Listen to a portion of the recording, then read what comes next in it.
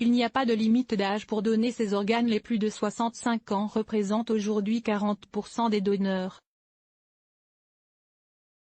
Ce qui compte, c'est l'état des organes prélevés.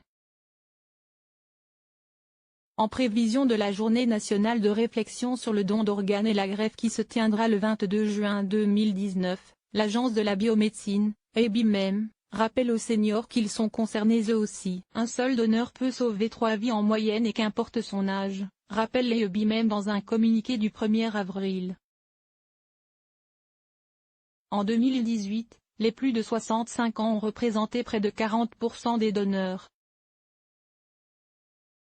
La moyenne d'âge des personnes qui acceptent de faire ce geste de générosité a augmenté ces dernières années. Elle est passée de 42 ans en 2000 à 57 ans en 2018. Dans le même temps, la moyenne d'âge des patients greffés a augmenté elle aussi, passant de 44 ans en 2000 à 52 ans en 2018. L'important, lors d'un prélèvement d'organes sur une personne décédée, c'est la qualité du cœur, du foie, du rein. Celle-ci dépend en grande partie de l'état de santé du donneur, de son hygiène de vie, des conditions dans lesquelles il est décédé. L'âge a moins d'importance.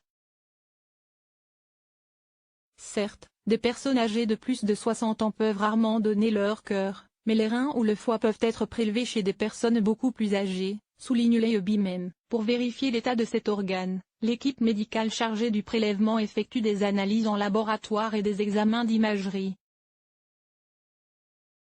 Elle s'attache à vérifier certains paramètres comme les antécédents médicaux de la personne prélevée, les résultats de tests de dépistage, VIH, hépatite, etc. Pour être donneur d'organes, il n'y a pas besoin de porter une carte sur soi.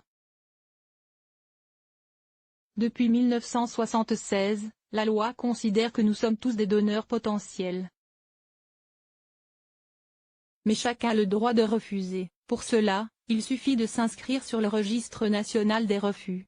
Plus d'infos sur le site dédié de l'Agence de la biomédecine, www.dondorganes.fr.